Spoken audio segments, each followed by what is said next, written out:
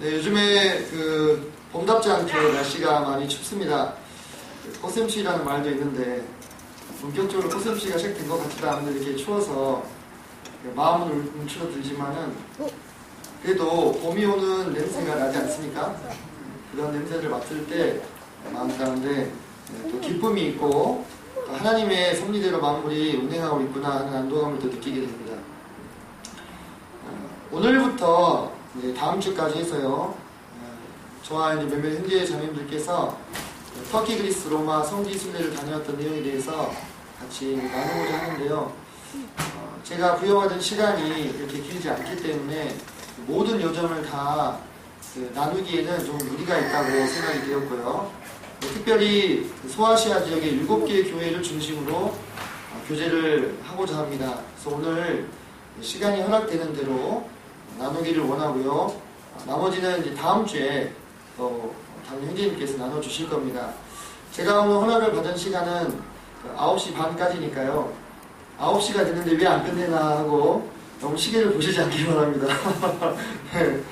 뭐 그전에라도 끝나려면 끝날 수도 있겠죠. 주님이 또 순탄하게 말씀을 풀어주시면 그렇게 되지 않을까 하는 생각도 좀 듭니다.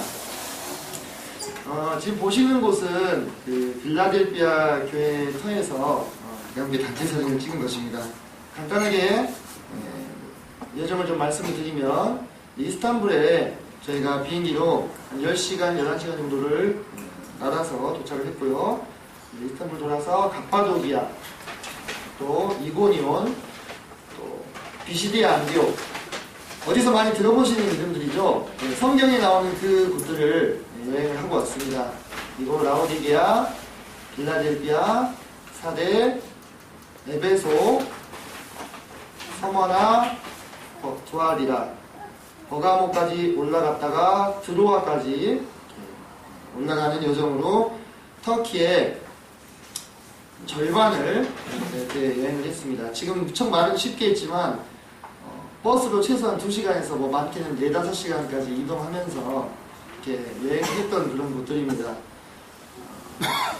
저는 오늘 저희가 여행했던 순서에 조금 의거해서 소아시아의 7개 교회를 순서대로 보지 않고 역순으로 라오디게아, 빌라델피아, 사데, 조아디라까지 가보도록 하겠습니다.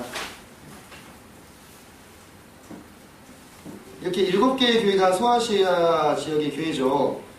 다 한때는 하나님의 말씀이 흥황했고 또 성경에 기록이 될 만큼 명망 있는 교회였지만 지금 이곳은 다 이슬람들에 의해서 완전히 장악이 되어 있는 상태고요. 교회의 터라고 하는 것도 우리가 이제 흔히 생각하는 계시록에 나타나는 초대교회의 터는 없고요.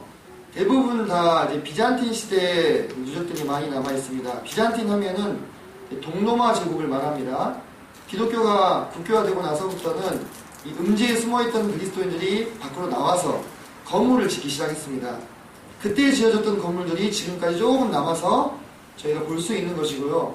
그나마도 무슬림들에 의해서 많이 파괴가 되거나 전혀 유지보수가 되지 않는 관계로 터만 남아있는 경우도 많이 있습니다. 이제 터키는 약간은 조금 세속적인 이슬람 국가이기 때문에 관광객을 유치하기 위해서 조금 요즘에는 발굴을 좀 하는 추세이기도 합니다. 7교회를 함께 여행하시면서 우리가 마음 가운데 던져야 될 한 가지 중요한 질문이 있습니다. 이 7교회의 모습 중에서 나의 모습을 가장 잘 보여주는 교회는 어떤 교회인가? 라는 질문입니다. 지금 우리가 주님을 섬기고 있고 신앙생활을 하고 있는데요.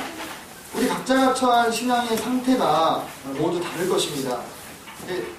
참 감사한 것은 이 7교회에 대해서 주님께서 칭찬도 하시고 책망도 하시는데 책망받을 일에 대해서 또 각각의 7교회에 대해서 하나님이 주님께서 해결책을 제시하고 계신다는 얘기입니다. 그래서 나의 현재의 믿음의 상태가 어떤 교회와 가장 닮아있는가를 깨닫게 되신다면 자연스럽게 그 교회에 주신 해결책을 지금 나의 신앙의 해결책으로서 이렇게 삼으셔도 무방할 것입니다. 그래서 이 질문이 참 중요하고 의미가 있습니다. 앞으로 진행되는 교회의 여정 가운데 많은 이야기들을 듣게 되실 것인데요.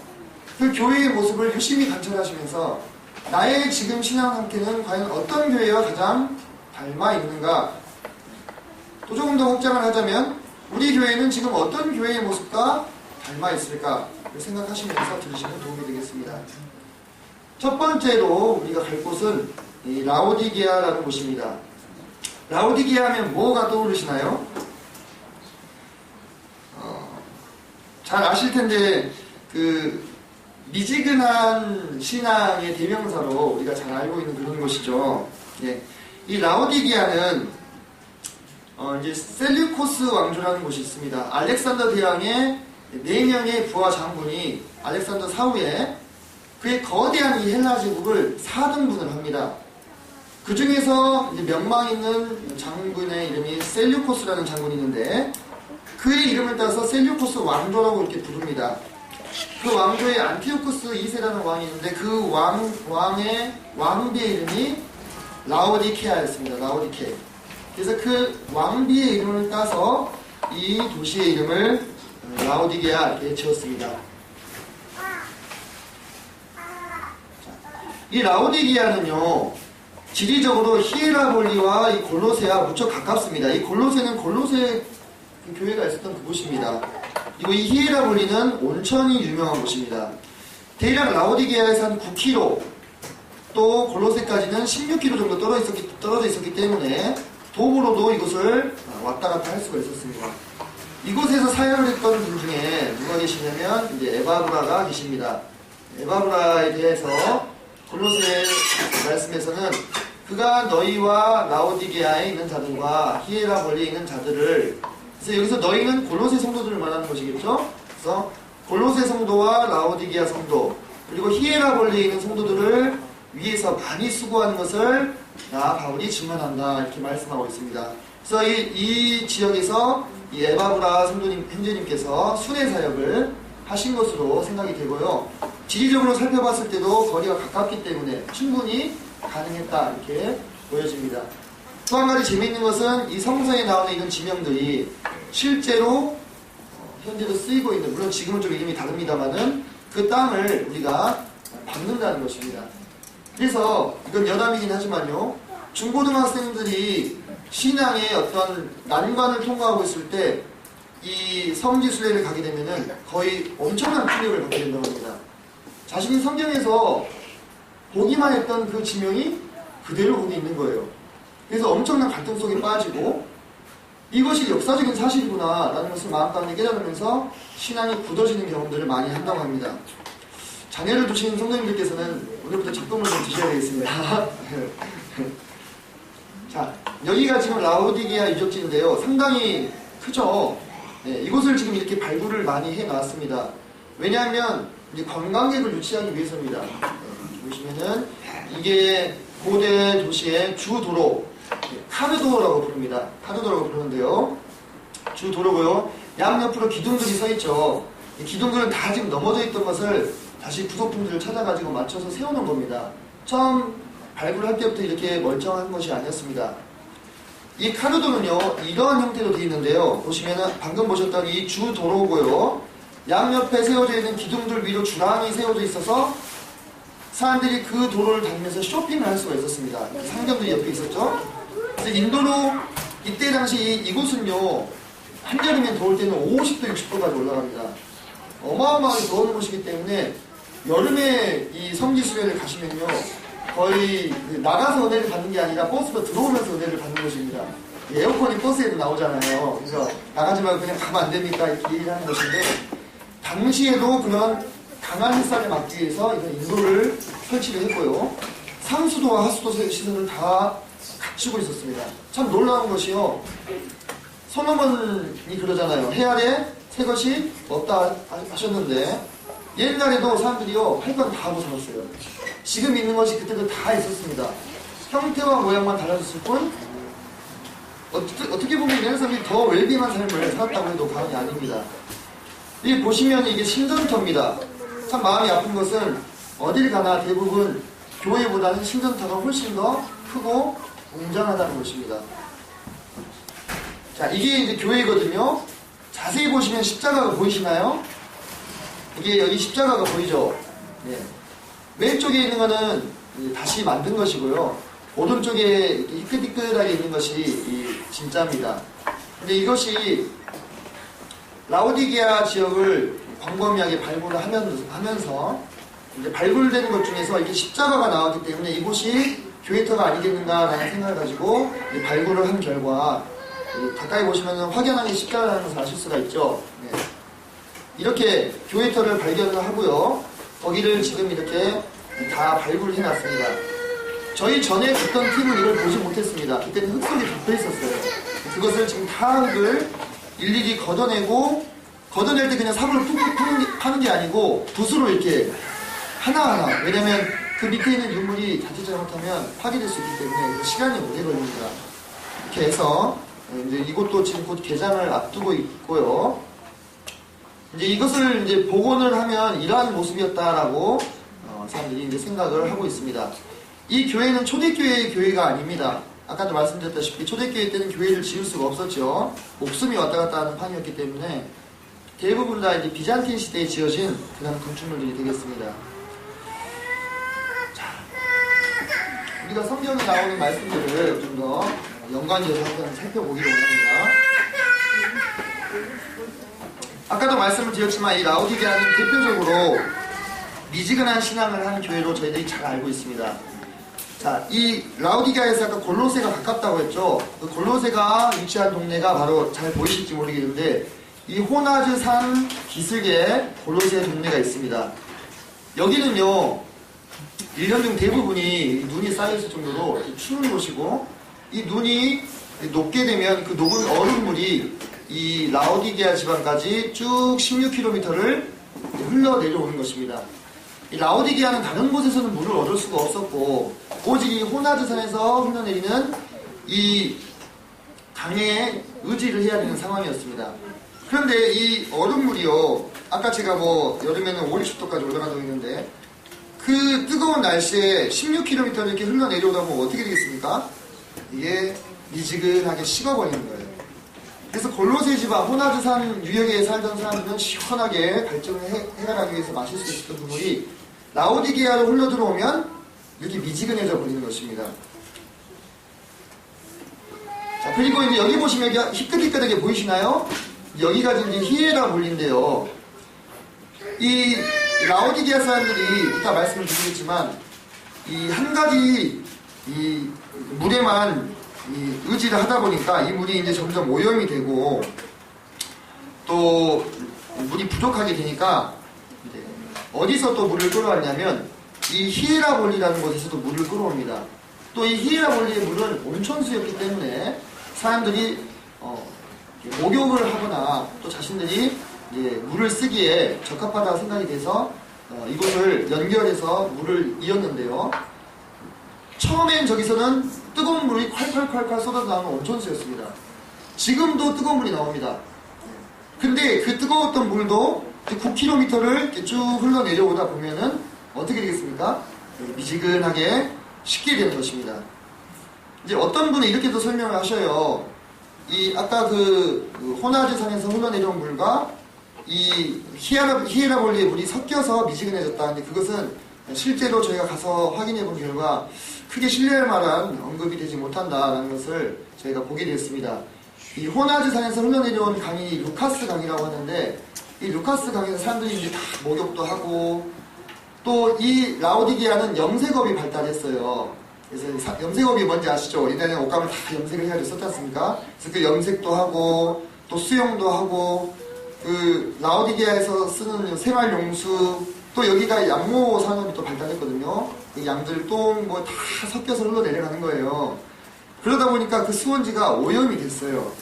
그 오염된 수원지를 극복하기 위해서 보완하기 위해서 이 히에라볼리에 물을 끌어들인 것이거든요. 고생해서 끌어들인 물을 오염된 물과 이 합하도록 만들지는 않았을 것이다 라는 것이 가서 보면은 딱 라오디게아 한가운데 서면은 이쪽에는 히에라볼리, 이쪽에는 골로새가 한눈에 들어옵니다. 그래서 거기서 물을 끌어다 썼다는 것을 알 수가 있습니다.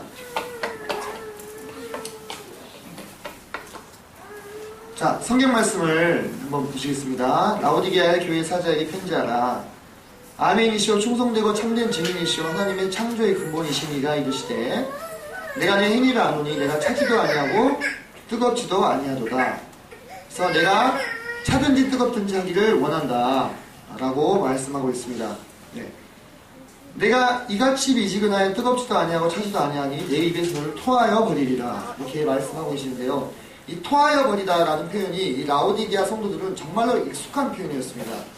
왜냐하면 아까 제가 말씀드렸던 그 루카스 강의 물이 많이 오염이 되었다고 했죠.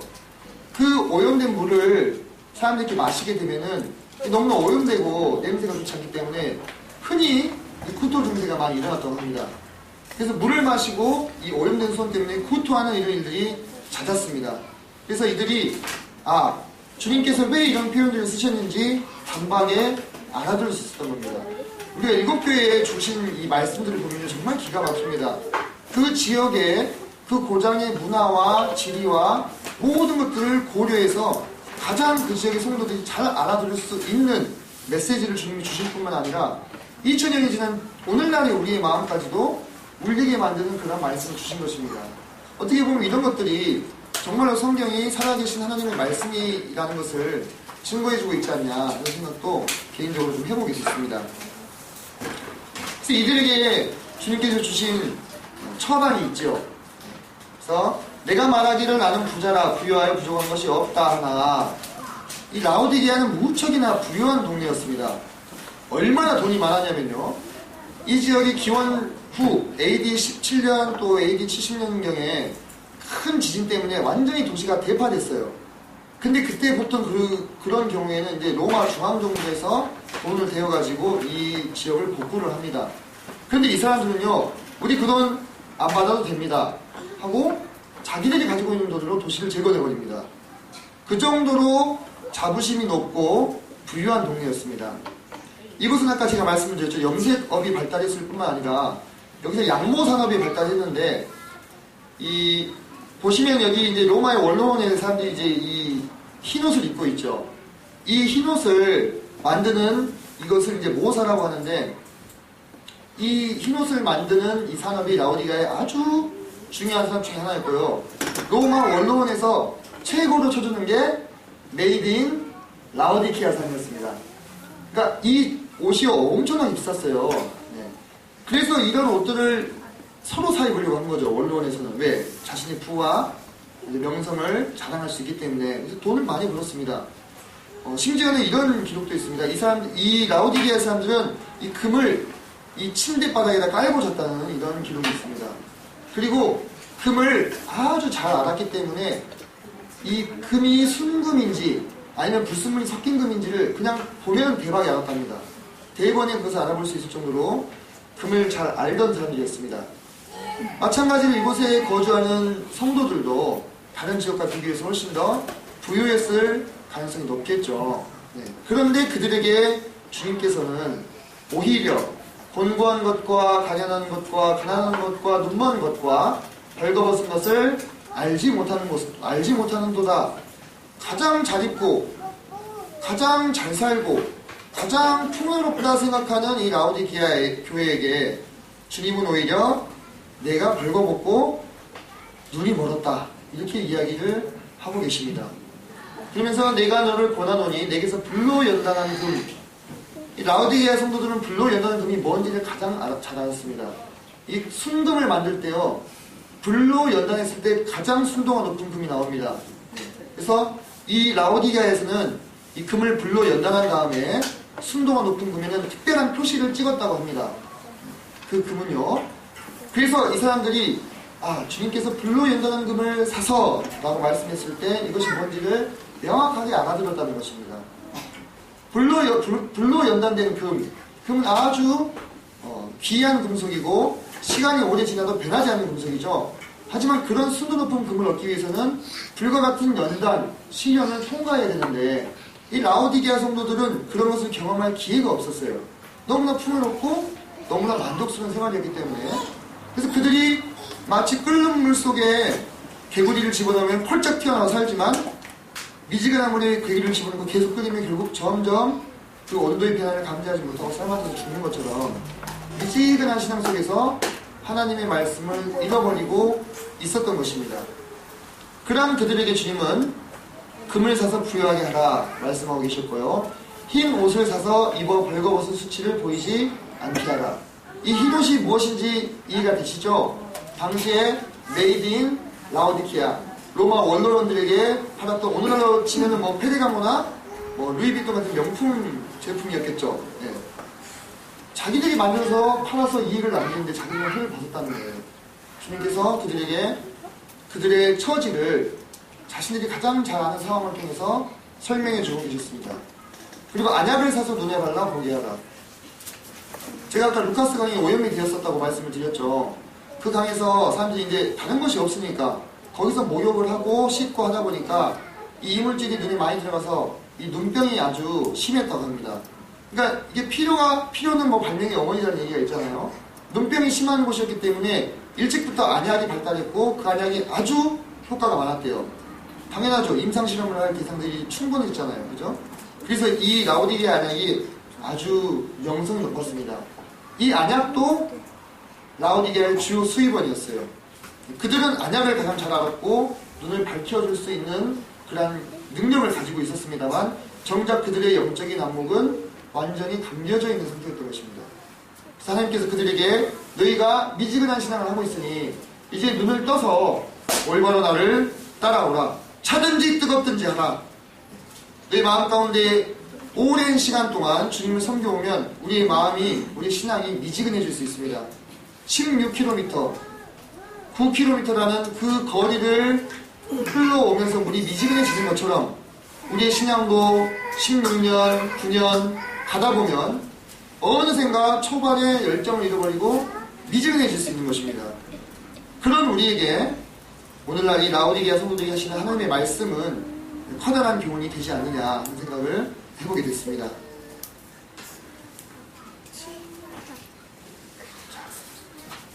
주님이 책망하실 때는요, 그것은 사랑입니다. 그것을 아는 사람은 정말로 복됩니다. 저도 최근에 주님의 책망을 들으면서 주님의 사랑을 오히려 느끼게 되었습니다. 우리 안에 교만한 것과 또 높아진 것들을 주님께서 낮추시고 스스로 겸비하게 하심으로 하나님의 말씀 가운데 거하게 하시고 말씀 앞에 무릎을 꿇게 하시는 그것이 주님의 어떻게 보면 더 깊고 더 풍성한 사랑이 아닌가 싶습니다. 그래서 주님께서 이 라오디게아 교회가 미지근한 신앙을 하고 있었고 비록 힘을 쓰지 못하고 있었지만 사랑하는 교회라고 말씀하고 계십니다. 그러면서 열심을 내라, 회개하라 이렇게 말씀해주고 계십니다. 어떻게 보면 참 주님은 참 왕이시고 우리의 주인이시면서도 참 너무나 인격적이신다는 생각을 많이 하게 됩니다. 네. 여기서 더 다그치실 수 있는데도 이 라오디게아 성도들을 격려하고 위로하는 말씀을 주시고 있는 것입니다.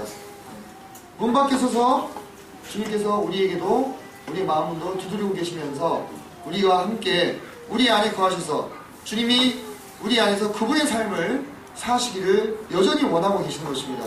우리는 한 번, 두 번 해보다 포기하죠. 그죠? 어떤 영혼에 대해서 그를 끝까지 사랑하기가 정말 어렵습니다.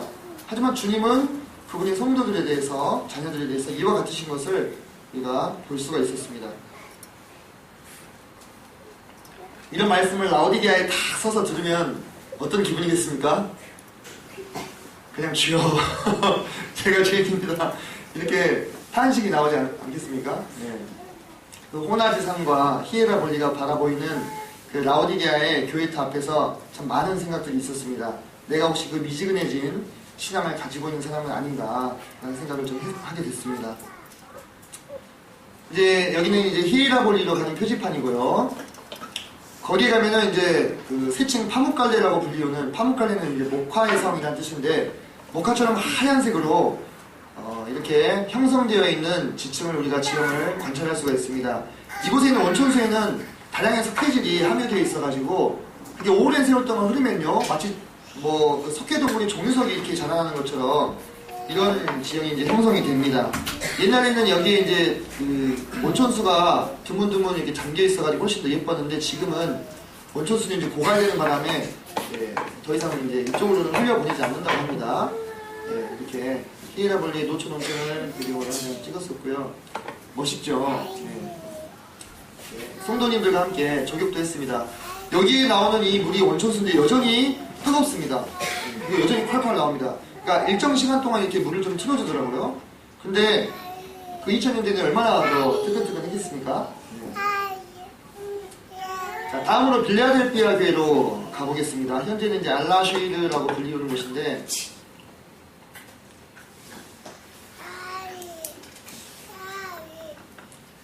이 빌라델피아라는 교회의 이름이 뭐죠? 뜻이? 네, 형제사랑 이렇게 잘 알고 계시죠? 이건 다 배경이 있는 이야기입니다. 이 빌라델피아가 이 아탈리아라는 이곳을 좀 기억해 두시기 바랍니다. 필레오 그리고 아델포라는 단어의 합성어입니다. 사랑, 형제의 사랑인 곳인데요. 근데 이곳은요, 그 옛날에 버가모 왕국이라는 곳이 있었습니다. 그게 버가모 왕국의 왕이 2명이 있었어요. 네. 그 2명의 왕, 이제 2명이 아니고 이제 1명이 왕인데 형이 왕이고 동생이 왕을 보호자하는 역할을 했습니다. 그래서 동생의 이름이 이제 아달레스 2세라는 왕인데, 이 동생이요, 이 버가모 왕국이 아주 그 험준한 그런 높은 어떤 지형 위에 세워져 있는 그런 도시였어요. 그래서 이 로마에서 이 버가모 왕국을 점령을 해야 되겠는데 점령을 할 수가 없는 거예요. 군사력을 이길 수가 없으니까. 그래서 이 두 형제를 이간질시키려고, 이제 형은 이제 유메네스 2세인데 이 유메네스 2세가 치세를 하고 있었지만 이 아달레스 2세도 동생입니다. 아주 인기가 있었습니다. 어떻게 했겠습니까, 로마가? 이 아달레스 2세에게 접근한 거야. 야, 너가 쿠데타를 일으키면 우리가 뒤를 봐줄 테니까 너 쿠데타 일으켜서 왕이 되어라. 이렇게 회유한 거예요. 만약에 이 동생이 야심이 있었다면 어떻게 했을까요? 네, 로마, 그 당시 최강대국 아니었습니까? 로마의 회유를 받아들여서 형을 죽이고 왕이 될 수도 있었는데 그 회유를 거절해요. 나는 왕을, 내 형을 결코 배신할 수가 없습니다. 그래서 로마가 이 회유에 실패하고요. 이 유메네스 2세와 아달레스 2세의 이 우정은요, 그리고 이 신의는 그들이 죽을 때까지 계속되어서 형이 죽을 때 왕위를 아들에게 물려주지 않고 동생에게 물려줍니다. 결국은 동생이 왕이 되었죠. 네. 그래서 유메네스 2세가 죽고 나서 이 아달레스 2세가 자신의 이름을 기르면서 만든 도시가 아탈리아고요. 그 다음에 형을 기리면서 만든 도시가 바로 이 빌라델피아입니다. 형제사랑이라는 이름을 그래서 이 도시에 준 것입니다. 이 도시는요, 어떤 다른 목적 때문에 지어진 게 아니고요. 여기 보면 여기 이제 빌라델피아가 있죠. 자, 어떤 군사를 주둔시키거나 또는 상업 목적을 위해서 지은 게 아니고, 이 도시가 최초에 지어질 때에는 여기 보면 이제 리디아 지방과 프리지아 지방이 보이는데 이쪽에 이 헬라의 문화를 전파하기 위한 교두부로서 이 도시를 처음에 건설을 했다고 합니다. 그러면서 이 도시가 역할을 제대로 잘했어요. 그래서 이 지방에 헬라의 문화가 많이 퍼지게 되었고, 헬라 문화를 퍼뜨리기 위해서 당연히 뭘 만들었겠습니까? 도로를 만들었겠죠. 네. 그래서 그 도로를 따라서 후에 복음 전파자들이 이곳이 소아시아 지방이고 이곳이 아나톨리아 지방입니다. 아나톨리아는 해 뜨는 곳, 그런 뜻입니다. 이 지방으로 복음을 들고 들어가는데 효력한 역할을 맡게 됩니다. 주님께서 빌라델피아에 주신 말씀 중에 볼지어다 내가 내 앞에 열린 문을 두었으되 능히 닫을 사람이 없으리라 한 말씀이 문자 그대로, 지리 그대로 성취가 되는 곳입니다. 이곳을 따라서 쭉 잘 보시면 서머나 사대 빌라델피아 쭉 이어지죠. 여기는 이제 항구 도시예요. 옛날에 항구가 엄청 중요했죠. 항구 도시에서 내려서 쭉 대로를 타고 내륙 지방으로 들어가는 것입니다. 그 관문이 빌라델피아였습니다. 그렇기 때문에 그 길을 따라서 복음 전도자들이 들어가가지고 복음을 전파하고, 아나톨리아 내륙 지방으로 들어가면 이제 아까 제가 보여줬던 갑바도기아인데 거기에 수없이 많은 사람들이 예수님을 믿게 되는 역할을 감당합니다. 근데 놀랍게도 이 빌라델피아는 성도 숫자가 추정컨대 불과 수십 명에 불과했습니다. 왜냐하면 빌라델피아라는 도시 자체가 인구가 많지가 않았어요. 한 1000여 명 정도 됐습니다. 그럼 한번 생각해 보시죠. 지금 150만 명이 사는 광주에서 성도 숫자가 몇 명입니까? 그렇게 많지 않죠? 1000명 사는 도시는 더 작았을 것입니다. 그렇게 작은 도시에, 작은 교회에 작은 성도 숫자를 가지고 이 광대하게 열린 선교의 문을 과연 감당할 수 있었을까? 우리 생각은 어떻습니까? 엄청 어렵지 않았을까? 그렇지 않습니까? 하지만 주님께서는 오히려 작고 우리가 보기에 미약한 내 능력이 약한 데서 온전해진다고 말씀하셨잖아요. 이 미약한 교회를 사용하셔서 저 광대한 아나톨리아 내륙지방에 복음을 전하는 도구로 사용을 하셨다는 것입니다. 그러니까 우리가 사람 보기에 크고 작은 것은 신 하나님께는 별 의미가 없는 것이죠. 그리고 이 빌라델피아는 주요 농업이 포도농업이었는데 이 성도님들이 형제사랑을 실천하잖아요. 포도주를 직접 만들어서 주변에 있는 300여 개 교회에 성찬식용 포도주를 무료로 공급하는 이와 같은 섬김을 감당했다고 합니다. 여러분 정말 놀랍죠? 예, 아주 먹음직스럽죠. 그리고 예, 이 작은 교회가 그와 같이 실제적으로 성도들의 필요를 감당하는 교회였다는 것입니다. 정말 이 빌라델피아 교회의 성도들은 형제사랑이라는 도시의 이름에 걸맞게 그런 삶을 산 것 같습니다. 여기가 시내 입구고요. 지금도 여기 보시면은 이제 이렇게 포도가 그려져 있습니다. 이 밑에 보면 알라쉐이르 적혀 있죠. 빌라델피아 시를 이제 기념하는 이제 기념 동상인데요. 거기에도 포도가 이렇게 그려져 있어요. 지금도 포도 농업을 합니다. 여기 보시면 도로 좌우측이 다 지금 포도밭이에요. 포도나무 거 아시겠죠? 네. 다 포도밭입니다. 네.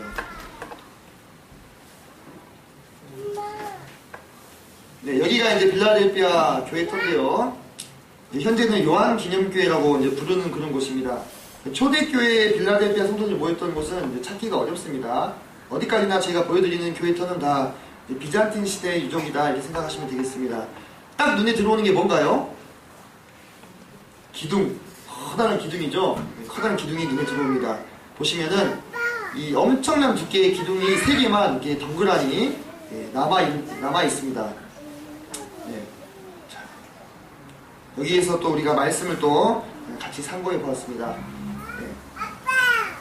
자, 8절은 아까 같이 살펴보았죠. 내가 내 행위를 아노니 내가 작은 능력을 가지고서도 내 말을 지키며 내 이름을 배반하지 아니하였도다 이렇게 말씀하고 있습니다. 작은 능력에 대해서는 뭐 의견이 분분하지만 적은 성도 숫자 이렇게 보시는 분들도 많이 있습니다. 아까 말씀드렸다시피 빌라델피아는 인구수 자체가 적었기 때문에 성도 숫자도 얼마 되지 않았습니다. 그 상황에서도 내륙 지방의 전도를 감당하고 또 직접 포도를 담궈서 성찬식용 포도주를 이렇게 제공을 하는 등 빌라델피아 성도들은 무척이나 형제사랑을 실천하는 그런 곳이었습니다. 그리고 내 이름을 배반하지 아니하였도다 이렇게 말씀하고 있죠. 자, 여러분들 혹시 폴리갑 아십니까? 네. 서문학교회 감독을 역임하셨다고 하는 폴리갑 형제님이 이제 초대교회에 순교하시게 되는데 그때 이 빌라델피아 성도들이 함께 순교를 합니다. 네. 같이 잡혀가가지고요. 그런 상황에서 불과 수십 명밖에 없는 성도 숫자에서 그나마도 적은데 몇 명이 더 순교를 당해버렸어요. 교회가 어떻게 되겠습니까? 엄청나게 어렵겠죠. 근데 놀랍게도 이때 교회를 떠난 성도들이 하나도 없었다고 하는 것입니다. 비슷한 상황에서 에베소 교회는 약 한 70명 정도가 박해가 임했을 때 교회를 떠났다는 그런 기록들이 있습니다. 에베소 교회는 엄청나게 능력도 있었고 분별력도 있던 교회였잖아요. 훨씬 더 크고. 그럼에도 불구하고 빌라델피아 교회와 그런 부분들이 비교가 되는 것이죠. 그런 것을 봤을 때 주님께서 가히 내 이름을 배반하지 아니하였도다라고 칭찬하실만 하는 것이죠. 자, 익숙한 얼굴이 보이시죠? 네. 그래서 이 빌라델피아 교회에 주님께서는 많은 것들을 약속하여 주셨습니다. 네. 이 초대교회를 박해했던 사람들 중에 가장 지독했던 사람들이 유대인입니다. 그 중에 한 부류가. 근데 그들이 이 빌라델피아 교회에 나와서 회심하고 성도로 영접되는 이와 같은 일들이 있을 것이다. 이렇게 말씀을 하고 계십니다. 그리고 시험의 때를 면하게 하여 주겠다. 이런 약속도 하고 계십니다. 자, 그리고 12절을 보시면 이기는 자는 내 하나님 성전에 기둥이 되게 하리니 그가 결코 다시 나가지 아니하리라. 이렇게 말씀하고 있죠. 이 기둥이라는 표현이 이 빌라델피아 성도들은 아까 우리가 라오디게아에서 토아의 대칭이라 또는 금 이것과 같은 역할을 하는 것입니다. 이 빌라델피아 성도들은 이 기둥에 눈이 번쩍 뜨인 것입니다. 왜냐면요, 이 빌라델피아 지역은요 다 좋았는데 단점이 하나가 있었어요. 지진이 엄청나게 잦았어요. 지진이. 그래서 얼마나 지진이 잦았는지 이 성 안에 사람들이 성 안에서 사는 것보다 성 밖에서 텐트 치고 사는 것을 더 선호했을 정도로 합니다. 당시에 이 빌라델피아의 사람들은 당연히 건물을 지을 때 어떻게 지었겠습니까? 훨씬 더 견고하게 지을 수밖에 없었겠죠. 그러면 건물의 어떤 견고함을 결정하는 결정적인 요소가 뭡니까? 기둥이죠. 기둥을 두텁게 지을 수밖에 없는 거예요. 그럼에도 불구하고 지진이 일어나면 이게 버틸 수가 있습니까? 이교도 신전들 거하게 이렇게, 또 포도가 유명한 동네였기 때문에 무슨 신을 섬겼겠어요? 술의 신 디오니소스를 섬겼습니다. 이 디오니소스가 또 엄청 망나니 신입니다. 이 디오니소스를 섬기는 이 사제들은 정말 이 음란함의 끝을 보여주는 그런 사람들이었어요. 그런 사람들이 거기서 이제 거하게 축제를 벌이다가 지진이 나서 막 흔들리면은 그 신전에서 막 뛰쳐나오려는 거예요. 살려고. 기둥들이 무너지고 집이 무너지고 깔려서 죽고 그런 것들을 빌라델피아 사람들이 많이 봐왔다는 것입니다. 물론 성도들도 마찬가지였겠죠. 그런데 그런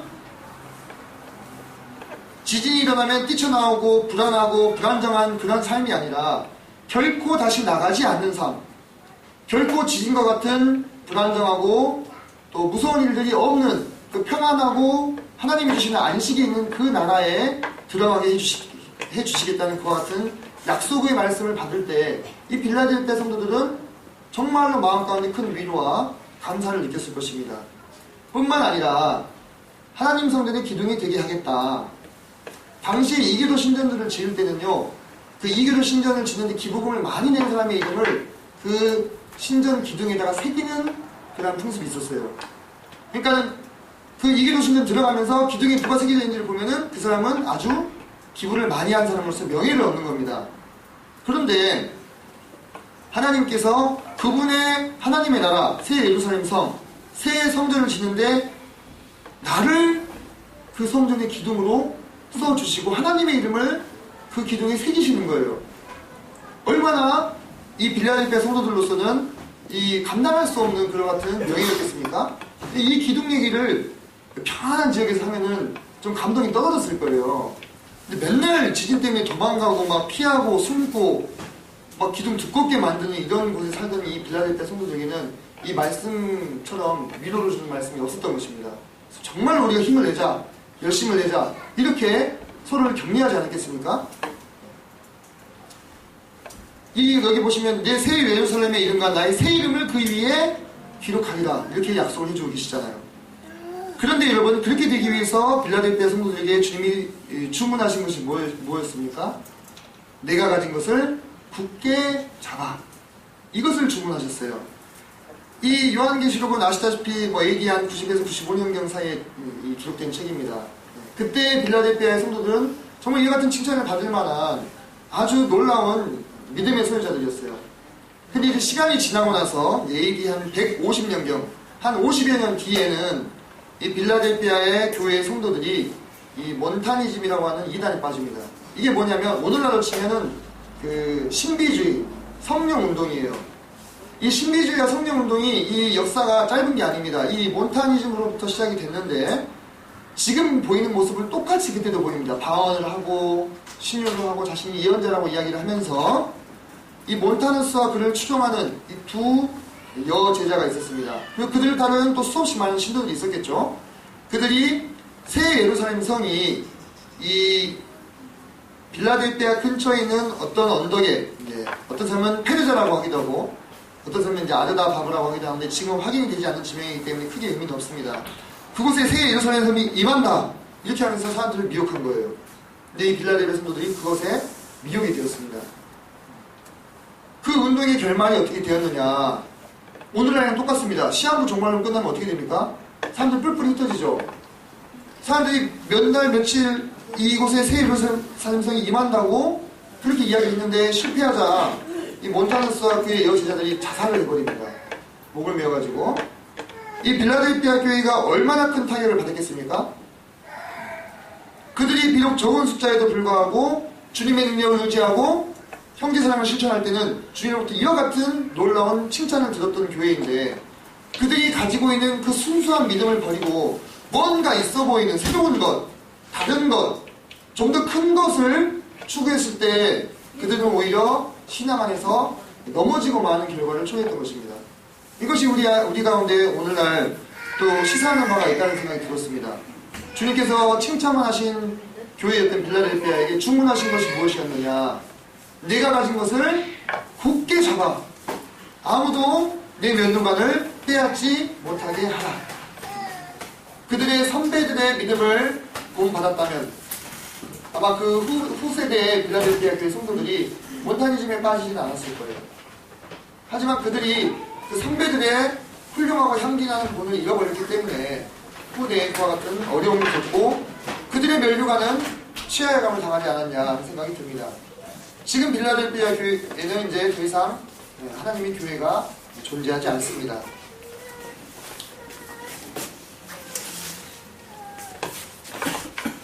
이 빌라델피아 참 재밌는 이야기가 많이 있습니다. 여기가 포도가 주산지잖아요. 근데 이 도미티아누스라고 이 그리스도인들을 많이 죽인 형제입니다. 이 형제가 이제 제국에 옥수수가 부족하게 됐어요. 이 옥수수는 노예들에게 주는 식량이었는데 노예 반란이 일어나니까 빌라델피아에 야 니네 이제 포도 농사 그만 짓고 니네 옥수수 농사 좀 지어라 이렇게 얘기를 한 겁니다. 그랬더니 이 빌라델피아 사람들이 이 형제를 욕하고 그냥 난리가 난 거예요. 네, 반란 직접까지 한 거예요. 왜요? 옥수수 농사를 지으면서 그동안 자기들이 포도 때문에 얻었던 이 부유함이 이제 조금씩 퇴색되기 시작했기 때문입니다. 그 전에는요, 이 티베리아누스라고 형제라는 사람이 있었는데 그 사람이 지진이 났을 때 이 빌라델피아를 재건시켜줬어요. 돈을 많이 들여가지고. 그러니까 이 사람들이 고마우니까 이 빌라델피아 이름을 네오 가이사랴 이렇게 바꿨습니다. 황제의 새로운 도시다. 이렇게 그러면서 황제를 칭송했습니다. 그러던 사람들이 포도 농사를 옥수수 농사를 바꿔라 하니까 어떻게 합니까? 황제를 욕하고 반란을 일으키고 이렇게 한 거예요. 이게 이 세상의 땅의 제국 백성들의 이 본질인 것입니다. 그들에게 이득이 되면 취하지만 그리고 칭송하지만 그들에게 조그만 손해를 요구하면 바로 내뱉어버리고 등을 돌려버리는 것이 이 땅 백성들의 특성인데 반해서 우리 빌라델피아 교회 성도들은 어떻습니까? 홀리가 횡단인과 같이 빌라델피아 성도들이 순교를 하는 그 상황에서도 주님의 이름을 배반치 않고 믿음을 지켰던 하늘나라 하늘의 제국의 백성들다운 특성을 보여준 것입니다. 그래서 이 영원토록 멸망치 않을 예수 그리스도의 나라의 백성들과 이 망해버리고 마는 이 땅의 백성들의 이 속성은요 이처럼 극과 극인 거예요. 우리는 주님으로 말미암아 그 하늘 백성이 되었기 때문에 우리에게 득이 되든지 실이 되든지 주님을 따라가는 그 같은 마음을 그 같은 믿음을 주님 주신 게 아닌가 하는 생각이 듭니다. 우리도 하나님 앞에 기둥이 되기를 원하는 마음으로 사진을 찍었고요. 이 빌라델피아의 교회는요 왜 이렇게 기둥이 특별히 두껍냐, 이 비잔틴 시대 때 이 교회를 치는 사람들이 이 요한계시록의 말씀을 염두에 두고 교회를 이렇게 지었다고 합니다. 기둥을 두껍게 지었다고 합니다. 일부러. 자, 다음으로 사대교회입니다.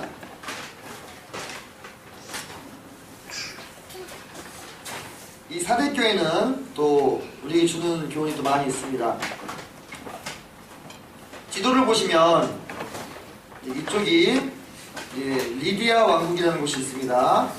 여기가 이집트고요. 여기가 바벨론, 여기가 이제 페르시아가 있습니다. 이 고대 리디아 왕국의 수도가 바로 사대 또는 사르디스라고 부르는 곳입니다. 사르디스. 이 도시는요 또 돈이 많았어요. 한 나라의 수도였으니 얼마나 컸겠습니까? 또 이 사르디스는 세계에서 최초로 금화와 은화를 만들어서 유통을 한 곳입니다. 당시에 세계 최초였습니다. 이제 뒤에 나오겠지만 이 리디아 왕국을 흐르는 이 팍토르스 강이라는 곳이 있는데 여기서 사금이 많이 났다고 그래요. 그 사금을 캐서 동전을 만들어 가지고 유통을 시키면서 많은 부를 얻게 된 곳이 바로 이곳입니다. 게다가 지금 앞에 보이십니까? 이 산이 이 줄기가요 이 사대를 이렇게 삥 두르고 있어요. 천연의 요새, 남궁불락의 요새였습니다. 거기에 교통의 중심지요, 무역의 중심지요, 부의 중심지였으니 이 4대 지방의 사람들이 얼마나 교만했겠습니까? 그죠? 네. 우리 민국이 형제님이 이렇게 출연도 해주셨는데 그 뒤에 보이시는 이 산 보십시오. 네. 엄청나죠? 네. 이런 산들이 이렇게 쭉 이렇게 두르고 있었어요. 네. 자, 이제 이곳에 얽힌 이제 이야기가 크로이소스라는 왕이 있었는데요. 우리도 잘 알고 있는 고레스 대왕이 이 나라를 이제 쳐들어옵니다. 그때의 당시 이야기입니다. 이제 고레스, 세계사에서 이제 사이러스라고 부르기도 하고요. 그 고레스 대왕과 이제 리디아 왕국이 대치하고 있는 상황이었는데, 이 리디아 왕 크로이소스 왕이 이제 델포이에 가서, 또는 델피라고 부르는데, 델포이의 신탁을 받습니다. 그 고대 이제 그리스 지방에서 이 델포이의 신탁을 받는 것이 유행이었어요. 근데 이 전개가 어떻게 나왔냐면, 강을 건너는 자 제국을 멸망시키리라, 이렇게 전개가 나온 겁니다. 그러니까 강? 그러면 저 강을 넘어가면 제국하면 페르시아 제국일 것인데 내가 강만 넘어가면 페르시아 제국을 무너뜨릴 수 있겠구나라고 생각을 하고 넘어갔다가 오히려 고레스 대왕에게 쫓겨가지고 강을 다시 넘어갔다가 나라가 완전히 망하는 상황이 벌어지게 되는데, 제국이 페르시아 제국이 아니고 아마 리디아 제국이었나 봐요. 그래서 여기서 이제 델포의 신탁이 모호하다는 그러한 말이 또 유래됐다고 하는데, 어찌됐건 이 남공불락의 이 자연성덕을 믿고 있었고, 이제 쳐들어올 수 있는 곳은 남쪽밖에 없었어요.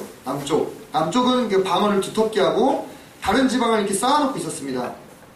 그런데 이제 이 고레스 대왕이 쭉 정찰을 이제 하는데, 이 산악 지역에는 이 크로이소스 왕이 병사를 조금만 뒀어요. 어차피 못 넘어오니까.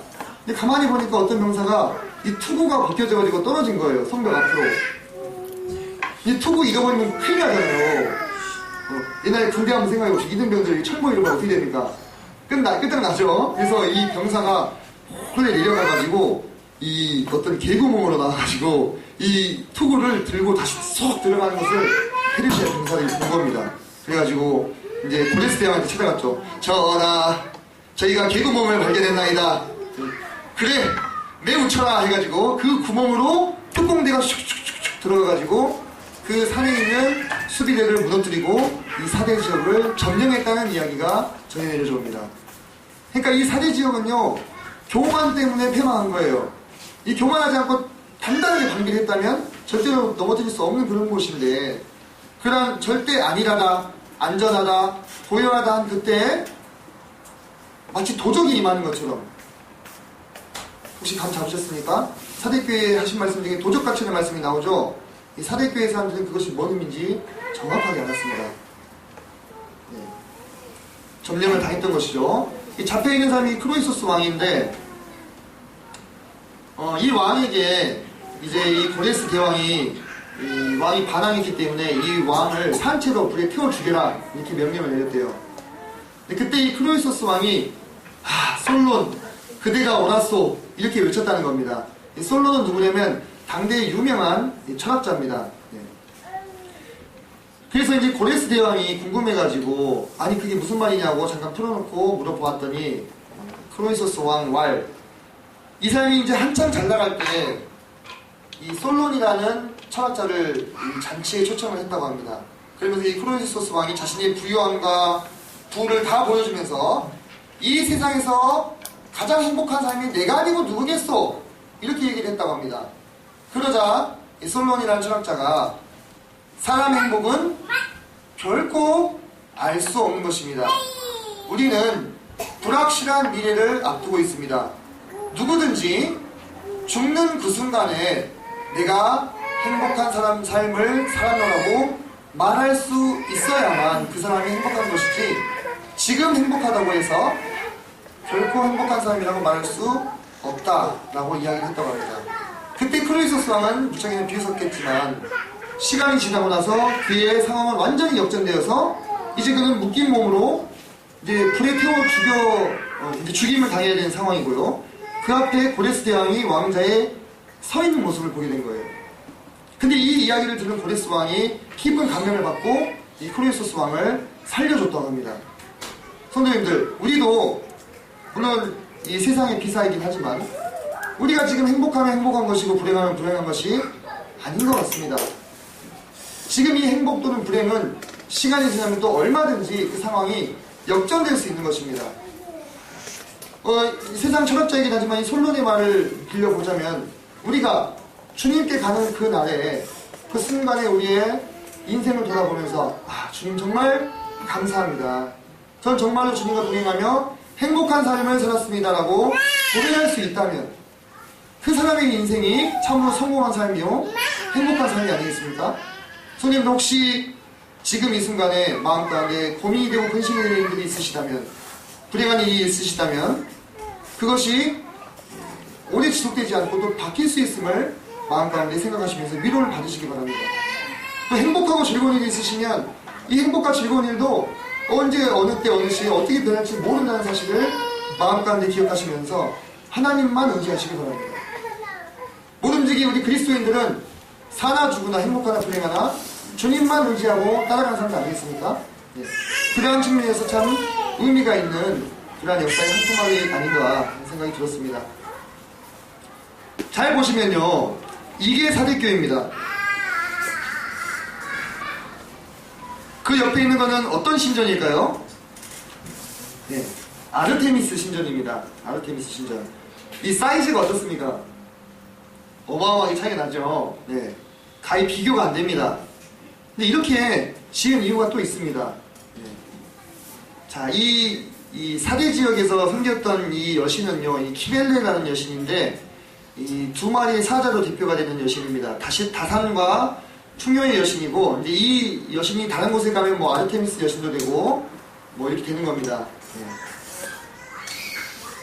네. 이 기둥을 한번 보십시오. 이 사대교회 옆에 정말 초라하죠. 그리고 그거에 비해서 이 기둥은 정말 이렇게 거대해 있습니다. 이런 기둥들이 수십 개가 나란히 이어져 있었던 것입니다. 이 지역에서 가장 큰 아데미 신전이었다고 전해져 내려오고 있습니다. 이 사대교회에 대한 주님의 책망이 참 저의 마음을 많이 울렸습니다.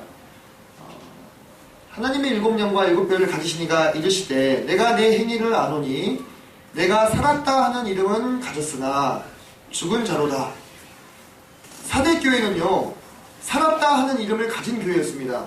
이 사대교회는 전승에 의하면 이 사도 바울의 제자였던 클레멘트라는 분에 의해서 개척이 되었다고 합니다. 그 스승의 그 제자죠. 사도 바울의 제자에게 배웠으니 얼마나 신령하고 힘이 있었겠습니까? 이 사대교회도 초반에는 힘있게 주님을 섬기고 영광스러운 것 같은 이름들을 남기는 그러한 교회였지 않나 싶습니다. 그래서 주변에 있는 교회들이 기감이 되고 명성이 있고 정말 저 교회를 닮아야 된다, 저희 교회처럼 우리가 주님을 섬겨야 된다는 그러한 이야기를 많이 들었을지도 모르겠습니다. 살았다 하는 이름은 가졌으나. 그런데요, 무서운 게요, 주님은요 이 교회에 대해서 뭐라 말씀하시냐면 죽은 자로다 이렇게 얘기하고 있는 것입니다. 이것이 참으로 두려운 것입니다. 우리가 두려워해야 될 것은 세간의 평가가 아니라 주님의 평가이죠. 세간의 평가는 정말로 저 교회는 지금까지 정말 역사적으로 무엇으로 보나 주님을 힘있게 섬겼고 뛰어난 영적인 업적들을 많이 남겼고 정말 위대한 교회였다. 하지만 지금 이 순간에는 별 생명력이 없는 교회, 별로 주님을 위해서 힘을 쓰지 못하고 있는 교회, 그래서 과거의 명성과 영광에 살을 펴가지고 그 추억을 되새기면서 스스로를 위로하는 교회라면 그것은 정말로 문제가 있지 않나 생각이 많이 들었습니다. 그래서 참 그런 생각이 많이 들었어요. 우리가 에브라임 지파가 구약성경에 나오는데 이 에브라임 지파가 여호수아가 에브라임 지파 출신이잖아요. 에브라임 지파가 초반에 어땠습니까? 정말 이 야곱이 축복을 할 때도 그 우수를 에브라임의 머리에 이렇게 놓아줬던, 그리고 그들의 영도자 여호수아가 에브라임 지파에서 정말로 활약을 했던 그러한 뛰어난 지파였지만 시간이 지나면서 그와 같은 용맹함을 잃어버리고 이제 기드온과 입다에게 신이 나거는 그러한 지파로 전락해버렸잖아요. 기드온과 입다가 목숨 다해서 싸울 때 에브라임 지파 나타나지 않았고 나중에 나타나서 네가 왜 우리만 빼놓고 지금 그 적군들을 치느냐? 자존심만 세우려고. 과거의 영광에 사로잡혀서 오히려 영적으로 힘을 쓰고 있는 다른 사람들의 발목이나 잡는 그와 같은 모습이 사립교회에 있지 않았냐 하는 생각을 해보게 됐습니다. 그 결과가 어떻게 된지 우리는 다 알고 있습니다. 기도는 조금 더 인격적이었기 때문에 에브라임을 대우해 주었지만 입다 때에는 여지없이 몰살을 당했죠. 에브라임이. 우리가 그와 같이 과거의 영광과 과거의 명성에 서럽혀서 살았다 하는 이름만 가지고 그것으로 참 우리 교회는 대단한 교회였어. 높은 자리에서 인정받고 자존심을 세우려 한다면 그것은 주님이 봤을 때 합당치 않은 모습이 아닐까라는 생각을 해보게 됐습니다. 그래서 주님께서는 너는 일깨어 그 남은 바 죽게 된 것은 굳건하게 하라. 내 하나님 앞에 내 행위에 온전한 것을 찾지 못하였노니. 정말 청정백력 같은 얘기죠. 사대교회에 대해서 주님께서 온전한 것을 찾지 못했다. 책망만 들은 교회죠. 그렇게 이야기를 하고 있습니다. 자, 만일 읽히지 아니하면 내가 도둑같이 이르리니. 이 사르디스, 사대 지역의 사람들은 이 도둑같은 침입이 무엇인지를 잘 알고 있는 사람들이었어요. 아까 제가 고레스 대왕 얘기를 했는데 고레스 대왕한테 그렇게 당해놓고서도 정신 못 차렸어요, 이 사람들. 그 뒤에 알렉산더 대왕한테도 당하고 제가 아까 말씀드렸던 그 버가모 왕국에게도 점령을 당합니다. 또 로마도 와서 이곳을 점령합니다. 이 사대교회에 주신 말씀과 이 사대라는 지역의 운명이요 정말로 유사해요. 과거의 그 명성에 서럽혀서 부와 명예와 권력을 차지하고 있었던 리디아 왕국의 수도로서의 명성만 생각하면서 그 당한 일로부터 전혀 교훈을 얻지 못하고 전혀 바뀌지 못함으로 계속 똑같은 수치를 되풀이하고 있는 이 사대 지방의 역사와 이 사대교회의 역사가 어찌 그리 닮았는지. 도둑같이 평안하다 안전하다 이 사대 지역을 두르고 있던 넓은 산에 막혀서 절대 저 적군은 우리를 넘어오지 못할 거야 라고 생각하고 있던 그 밤중에 적군들이 넘어와서 성문을 열고 사람들을 돌이켰던 그와 같은 역사를 가지고 있었기 때문에 도둑같이 이른다는 이 주님의 말씀이 정말 가슴을 찔렀을 것입니다. 그 중에 옷을 더럽히지 아니한 자 몇 명이 있었다. 이 몇 명은요 아주 정수입니다. A few names 이렇게 나옵니다. 몇몇 되지 않는 거예요. 주님께서 정말로 이 죽어있는 것 같은 이 교회 안에서도 그분의 뜻을 온전히 따르는 몇몇을 정확하게 바라보실 수 있는 불꽃 같은 눈을 가지신 그런 분이십니다. 이게 예배당 내부의 모습인데요. 실제로도 한 30명 정도밖에 들어갈 수 없는 좁은 공간입니다. 일부러 그렇게 만들었습니다. 왜냐하면 이곳은 예배가 목적인 교회가 아니었어요. 이곳은 장례식을 치러주는 게 주요 목적인 교회였어요. 왜 그랬느냐? 이 교회도 마찬가지로 비잔틴 시대에 지어졌는데 이 교회 건축자들이 계시록의 말씀을 기억하면서 죽은 교회, 죽어있는 그 교회라는 그 말씀에 입각해서 주로 죽은 자들을 장례 지내주는 그러한 역할을 맡는 교회로 조그맣게 아데미 신전협회에 지었다고 합니다. 이 후대를 살아가고 있는 우리에게 시사가 있지 않나 싶습니다. 여기 넘어가겠습니다. 자, 여기까지 이 세 개의 교회를 보셨는데요. 우리의 모습은 어떤 교회가 닮았는지 한번 생각해 보시기를 바랍니다. 자, 마지막으로 두아디라로 한번 가보겠습니다. 두아디라는 사대에서 한 65km 정도 떨어진 곳입니다.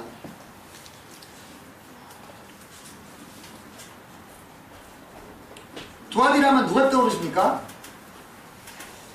루디아라는 사람 떠오르십니까? 빌립보에서 만났던 그 루디아라는 이 옥감장수가 어디 출신이었어요? 네, 루디아 출신이었죠. 두아디라 출신이었죠. 네. 근데 더 재밌는 건요, 이 루디아가요, 사람 이름이 아니고, 이 염색으로 아주 유명한 그 지방의 이름이었다고 합니다. 그러니까 쉽게 얘기하면, 두아디라에서 온 루디아 하면 무슨 뜻이냐?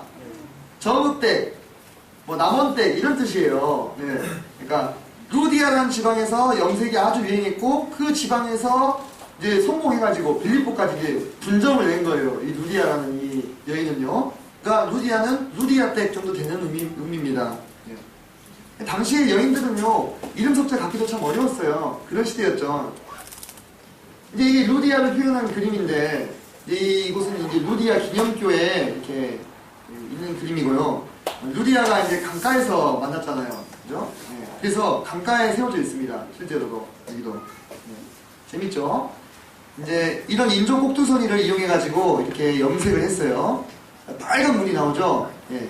이 두아디라 지방의 염색업이 아주 기술이 좋아가지고 한번 염색을 하면은 물이 잘 빠지지 않았다고 합니다. 그래서 아주 유명했고요. 이 염색업으로 부자가 된 사람들이 많았습니다. 두아디라에서. 아마 루디아라는 그분도 비슷했겠죠?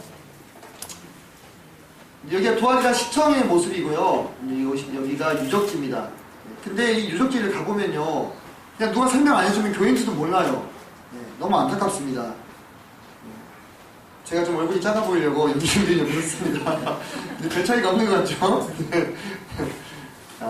네, 서승호 형제님인데 제가 왜 이 사진을 넣었냐면 저기 옆에 서 있는 사람이 터키인이에요. 어때요? 보시기에? 그냥 푸근한 시골 사람들 같죠? 다 무슬림들입니다. 그곳에는 무슬림 안 믿는 사람들이 없죠. 이슬람 국가니까요. 근데 이렇게 보면요, 너무나 해맑고 친절한 사람들이에요. 근데 무슬림이에요. 이슬람의 그 사상에 사로잡혀가지고 자신들이 망해가는지도 모르고 하루하루 살아가고 있습니다. 저기 지금 빵집인데 얼마나 밝은 모습으로 지금 빵을 팔고 있어요. 여기 옆에 보면 빵이 진열이 되어 있죠. 이 얼굴보다 더 큰 빵이 이렇게 막 진열이 되어 있습니다. 여기 보면 엄청나게. 여기 이제 사 먹고 그러는 곳인데 참 안타깝죠. 이 두아디라의 유적지의 모습입니다. 이 두아디라는 또 무슨 뜻이냐면 제가 아까 셀주코스 말씀을 한번 드렸죠. 셀주코스 장군의 딸 이름이 두아입니다. 그리고 디아는 성읍이란 뜻이에요. 그래서 두아디라면 두아의 성읍. 그러니까 셀주코스라는 이 왕이 좀 딸바보였나봐요. 딸의 이름을 따가지고 이 도시를 지었습니다. 우리 박태준 형님이 왕이었으면 그 다솜 지방 뭐 이렇게 좀 지었을 것 같은데, 지민 지방이 지었을 것 같은데 그런 식입니다. 두아디라는 곳이. 그러니까 이 도시는 세워질 때부터 이 여자로 인해서 세워졌고요. 여자 때문에 망했습니다. 여자 때문에 흥하기도 했고요. 두아디라에 어떻게 교회가 개척이 됐겠느냐, 많은 추측들이 있는데 이 빌립보에서 구원을 받은 루디아가 자기 고향에 돌아가서 복음을 전하면서 시작되지 않았겠느냐라는 설이 가장 유력한 지지를 받고 있습니다. 그 외에는 전승이나 기록이 거의 없습니다. 이 두아에 대해서는. 그래서 여자 때문에 만들어졌고 여자 덕분에 교회가 개척이 됐는데 여자 이세벨 때문에 또 말아먹은 교회가 이 두아디라의 교회입니다. 교회 건물 담장이고요. 외벽도 있겠습니다. 어떻습니까? 보시면 그냥 넓은 공터 같죠? 창고 같죠? 별로 유지보수를 하지 않습니다. 중요하지 않기 때문에 이렇게 그냥 덩그러니 놓여 있고요. 여기가 이제 두아디라 교회인데 여기 끝에 여기가 이제 쉽게 얘기하면 지금 이렇게 강대상이 있는 자리입니다. 좀 이렇게 반원형으로 이렇게 들어가 있습니다. 당당히 있던 건물 앞쪽 모습이고요. 이제 여기는 뭐 여러 방들이 있습니다. 지금으로 치면 뭐 유아실도 있었고 상담실도 있었고 그런 자리입니다. 이제 이 두아디라는요 뭐가 유명했냐면 이제 여기는 아주 이 상인 조합이 탄탄한 곳이었습니다. 이 두아디라는요 평지에 지어진 도시였어요. 옛날에는 도시를 평지에 잘 짓지 않았습니다. 왜냐하면 방어가 어려워요. 외적이 쳐들어오면 그냥 점령이 됩니다. 근데 왜 지었느냐, 아까 두아의 성을 말씀드렸는데 이 두아디라 뒤쪽으로 보면 이 버가모가 있습니다. 이 버가모는 이 산지에 지어져 있는 곳인데 아까도 말씀드렸다시피 버가모 왕국의 수도였고 매우 중요했습니다. 이 버가모 왕국은 이 로마의 동맹국이 되었어요, 나중에. 그래서 버가모 왕국을 지키는 파수꾼 도시 역할을 하라고 이 로마의 수비대가 두아디라에 수비를 하기도 했습니다. 하지만 번번이 이 침략을 당해가지고 이 지배자가 바뀌었어요. 그러면 맨날 지배자가 바뀌는 도시의 사람들은 무슨 생각을 할까요? 누가 나를 지켜줄 수 있다는 생각을 할 수 있겠습니까? 우리가 우리를 지켜야 된다. 우리 재산과 우리 목숨은 우리 손으로 지켜야 돼. 오늘 이 사람, 내일 저 사람 계속 바뀌는데 아무도 믿을 수가 없어요. 그래서 이 두아디라의 사람들이 결속력이 내부적으로 엄청나게 강했습니다. 우리가 우리를 지켜야 된다는 생각을 했기 때문에. 그리고 그 결속력이 그대로 이 상인조합 있는 이 결속력으로 이어졌어요. 이 투아디라는 이와 같은 많은 이 제조업이 발달했는데 자주옥감, 주석, 이 주석도 한번 눈여겨보시기 바랍니다. 로마 군인들이 철모도 만들었고 다양한 것들을 많이 만들었어요. 사업을 많이 하는 동네였습니다. 사업, 주석, 어디서 많이 보셨죠? 이 투아디라 교회의 말씀에 나오는 단어들입니다. 이제 이들은 트림나스라는 신을 섬겼는데요. 이 트림나스는 전쟁의 신입니다. 양쪽 손에 이 쌍도끼를 들고 있는, 왜? 평지에 지어진 곳이기 때문에 침략을 많이 당했어요. 자기들을 지켜줄 수 있는 강한 신을 섬겼습니다. 도끼를 두 개를 들고 막 휘두르면은 다 이길 수 있을 것 같잖아요. 그래서 이들이 각각의 이 산업별로 조합을 만들고 그 조합이 이 트림나스 신전과 이 연관이 돼 있었어요. 개 조직이었습니다. 그 개 조직의 갯돈을 일정량을 이 신전에 바치면서 자신들의 어떤 성공을 기원하기도 하고, 그 신전에 재물을 바치고 그 재물을 먹고 그 신전에 있는 여사제들과 행동을 하는 것이 얘를 쉽게 얘기하면 이 단합회였어요. 정기적으로 그런 모임을 했습니다. 당시에 신전에 소속되어 있는 사제들은 공식적인 창기들이었어요. 공적으로 몸을 파는 것이 허용되어 있는, 그들과 몸을 섞고 또 우상에게 바친 재물을 먹고 이런 걸 하면서 서로 결속력을 다진 거예요. 그러면 한번 생각해 봅시다. 당시에 이 두아디라 이 교회의 이 성도들이 당연히 이런 산업에 속해서 일을 했을 텐데, 그들이 그리스도인으로서 그런 일을 하기가 정말 어려운 일이었겠잖아요. 그래서 당시에 이 두아디라 이 교회의 성도들이 했던 고민은 오늘날 우리가 한 고민과 같은 고민입니다. 오늘날에도요, 뭐 우리 성도님 중에는 계시지 않지만 많은 사람들이 하나님을 믿는다 하면서 그들의 신앙을 자신의 사업 때문에, 돈 때문에, 성공 때문에 타협하고 있습니다. 주일날 그래도 나가서 한번 골프도 한번 쳐주고 술자리도 대접도 하고 그래야 납품을 할 수 있는 거잖아요. 그죠? 그리고 아이들은 어떻습니까? 학생들은 주말에 특강반 가야 돼요. 안 가면 성적이 떨어져요. 내가 가고 싶은 대학교를 못 가. 막 점수가 뚝뚝 떨어집니다. 그럼 어떻게 합니까? 또 타협하고 보내고, 부모님들이 오히려 보내고 막, 야 너 학원 가서 공부해야지 이러면서, 오지마 하면서. 그리고 요즘에 하도 취업이 어렵다 보니까 취업해가지고 회사 가면은 주말에 좀 출근 좀 하소 그러면 두말 않고 출근도 해야 되고, 그런 많은 지금 우리가 직면하고 있는 실제적인 고민들이 이 시대의 버전으로 이 두아디라 성도들은 고민하고 있었던 거예요. 내가 하나님 믿는 사람인데 이 조합에, 이 단합회에 참여하지 않으면 조합을 들어갈 수가 없어요. 들어갈 수 없으면 이 도시에서 사업은 끝입니다. 더 이상 사업 못하는 거예요. 그렇기 때문에 이 성도들이 내적으로 많은 갈등들이 있었을 것입니다. 이게요, 순금 주석으로 만든 장인데요, 마치 뭐 같습니까? 은 같죠? 예. 이 주석이 이 순도가 높아지면 거의 은처럼 이렇게 빛을 낸다고 합니다. 근데 이 주석 산업이 또 두아디라에서 발전했기 때문에 주님께서 그 눈이 불꽃 같고 그 발이 빛난 주석과 같다 했을 때 두아디라 사람들은 즉시로 주님이 어떤 모습이실지를 떠올릴 수가 있었을 것입니다. 자, 이 두아디라는 칭찬도 받았어요. 내 사업과 사업이 나오죠. 사업의 도시였어요. 사랑과 믿음과 섬김과 인내를 아노니 내 나중 행위가 처음 본 것보다 많도다. 아마 이 두아디라 교회는 개척됐을 당시에는 조금 미약했지만 점점 더 힘을 발휘하는 교회가 아니었을까 생각이 됩니다. 그리고 에베소랑 참 비교가 되는 게 이 두아디라에는 이 사랑이 있었습니다. 사업과 사랑과 믿음과 섬김과 인내가 있었다. 예. 하지만 무엇이 없었어요? 분별력이 없었죠. 에베소 교회는 분별력이 있었습니다. 그래서 거짓 교사들을 쫓아내고 말씀을 칼같이 분별했습니다만 첫사랑을 잃어버렸다. 이렇게 말씀하고 계시잖아요. 에베소와 반대되는 모습을 보여줍니다. 그래서 참 이 신앙 안에서 우리가 날선 분별력과 이 사랑은 같이 이 균형을 이루어야 될 부분이 아닌가 하는 생각이 듭니다. 어느 한 부분만 이렇게 크면 그런 부작용이 생기는 것 같아요.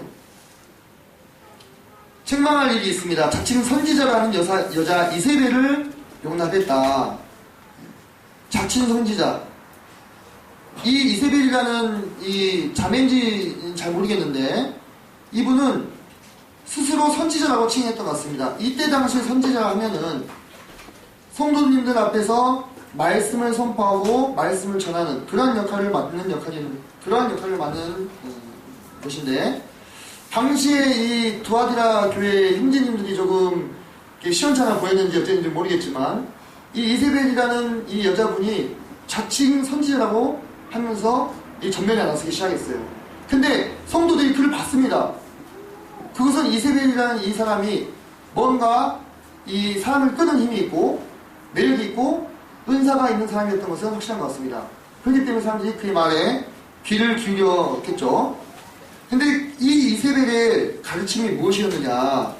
그가 네 종들을 가르쳐 떼어 행음하게 하고 우상의 재물을 먹게 하는도다. 제가 아까 말씀을 드렸던 바로 그런 이 사업에 결부되어 있던 이 문제들을 이세벨이 속 시원하게 풀어줘 버린 거야. 야, 그렇게 해도 돼. 그렇게 해도 돼. 그거 너 걱정이잖아 지금. 그거 못해가지고 지금 사업 끊어질까봐, 지금 거래처 끊어질까봐 지금 걱정이잖아. 해도 돼. 이렇게 이야기를 해주니까 이 성도들 중에서 마음이 이 어두운 성도들이 옳다구나 하고 이 말씀을 받고 이 이세벨을 추종하기 시작한 거예요. 아마 이 이세벨은 영지주의의 영향을 받지 않았을까 하는 추정을 합니다. 이 영지주의는 육은 악하고 영은 선하다. 그래서 너희들이 육으로 뭔 짓을 해도 네 마음만, 네 영혼만 주님 앞에 똑바르면 괜찮다. 이렇게 사람들을 기만했던 것입니다. 육체로 음행을 저지르고 같이 술을 먹고 방탕하게 생활을 한다 할지라도 네 마음만 하나님 안에서 똑바르다면 하나님이 네 마음을 알아주신다. 근데 이거 얼마나 교묘하고 또 얼마나 무서운 그런 가르침입니까? 그것 때문에 고민하고 있던 그 성도들의 그 마음을 속 시원하게 긁어줘 버리니까 이 두아디라의 성도들이 이세벨을 용납하고 말았습니다. 이게 참 조심해야 되는 부분입니다. 우리가 우리 마음 가운데 단 이야기를 들었을 때는 오늘 말씀 통해서 은혜 많이 받았습니다 라고 이야기하고, 내 귀에 거슬리고 내 마음에 합하지 않은 말을 들으면 저거 나대로 하는 중인가? 이렇게 약간 반감을 품으면서, 그렇게 돼서는 안 되겠죠. 물론 그러신 분이 없다고 저는 알고 있습니다. 근데 이 두아디라에 주신 말씀을 묵상하면서 그런 생각들이 좀 들었었습니다. 이 여자 이세벨이 나중에 어떠한 그 결과를 얻게 되냐면 정말 두렵습니다. 내가 그를 침상에 던질 터이요, 중병에 들어서 침상에서 일어날 수 없는 그와 같은 상황 가운데 빠지게 되는 것입니다. 그리고 회개하지 아니하면 큰 환난 가운데 던지고 사망으로 그의 자녀를 죽이리니. 저 정말 이 말씀 보면 정신 많이 차려야 되겠다는 생각했습니다. 또 그 두아디라 교회에서도 이 말씀을 들으면서 이 부모로서 가장 마음이 아픈 것이 무엇이겠습니까? 내 자녀가 내 보는 앞에서 병들고 아프고 죽어가는 모습을 지켜봐야 되는 거. 근데 나 자신도 침상에 누워서 병이 들어서 일어날 수가 없는 그런 상황. 하나님께서 가르쳐주신 것을 붙들지 못하고 세상과 신앙에서 적당히 양다리 걸치고 타협하려고 하는 마음, 이쪽에서도 득을 보고 싶고 천국도 가고 싶은 이 마음, 이 마음을 주님께서 경계하고 계시고 이와 같이 강하게 징계하시는 것입니다. 그래서 이 이세벨과 또 그의 행위를 따르던 자들이 병들고 그의 자녀들이 죽는 이와 같은 징계를 저는 문자 그대로 받지 않았겠느냐라는 생각을 하게 됩니다. 그러면서 그 가운데 성도들이 이로 말미암아 마음 가운데 교훈을 얻고 돌이키게 하시지 않았을까 하는 생각을 하게 됩니다. 내가 너희 각 사람의 행위대로 갚아주리라, 이렇게 말씀하고 계십니다.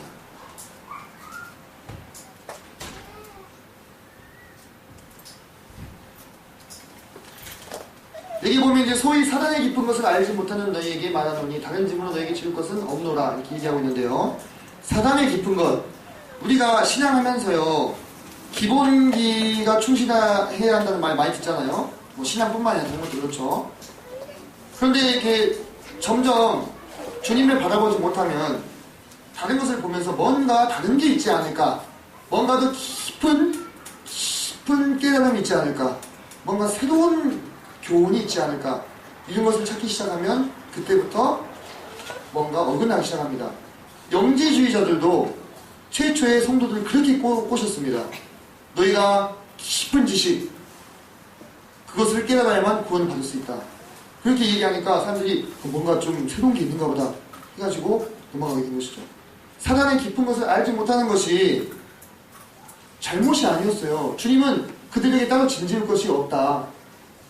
순전한 마음으로 주께서 순진한 자들의 마음을 지키신다 하셨습니다. 내가 보고 듣고 배운 것을 붙들고 주님을 섬기면 그들에게 따로 진지할 것은 없다. 주님께서 말씀하고 계십니다. 다만 너희에게 있는 것을 내가 올 때까지 굳게 잡으라. 빌라델피아에 주신 말씀과 같죠. 네. 성도님들, 우리가 비록 숫자가 적고 우리가 비록 소수이고 그래 보이지만 우리 안에 주님께서 주신 이 성경이 말하고 있는 분명하고 확실한 복음과 또 교회의 진리와 그리스도의 연합에 대해서 깨닫게 하신 이것들이 얼마나 귀한 진리입니까? 우리가 이것들을 주님이 오실 때까지 굳건히 붙잡아야 될 것입니다. 다른 어떤 기쁜 것, 다른 어떤 깨달음 이런 것은 없는 거예요. 오히려 그런 것을 찾을 때 주님께서 그들을 징계하시지 않았는가 하는 생각이 들었습니다. 오늘 총 4가지의 교회를 같이 살펴보았습니다.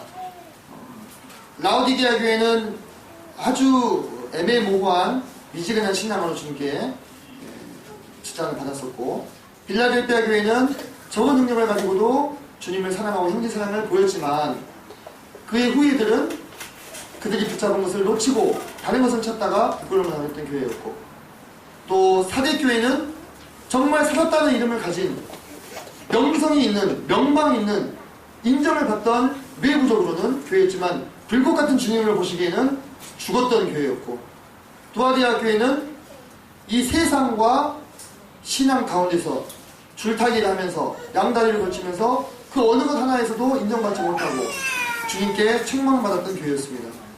우리의 모습은 오늘날 어떠합니까? 제 모습은 어떠할까 많이 생각해봤습니다. 그리고 많은 교훈들을 얻게 되었습니다. 그리고 실제로 여행을 가서 그 장소에서 그런 말씀들을 경험하면서 또 묵상하면서 참 많은 도움이 되었습니다. 비록 제가 이곳에서 어떤 여행을 실감나게 여러분들에게 다 전달해 줄 수는 없겠지만 그곳에서 각각의 교회들에 대해서 묵상했던 말씀들을 같이 나누면서 조금이나마 성도님들께 영적인 유익이 있으시기를 바라는 마음으로 어떤 기행문 형식보다는 조금 더 말씀에 가까운 방향으로 준비를 하게 되었습니다. 다음 주에 3가지 교회의 말씀이 또 담임 형제님을 통해서 이어지게 될 것입니다. 계속해서 말씀을 들으시면서 나의 신앙의 상태는 어떤 교회와 가장 닮아 있는가를 묵상하시는 그런 계기가 되시기를 간절히 소망합니다. 이상으로 말씀을 마치겠습니다.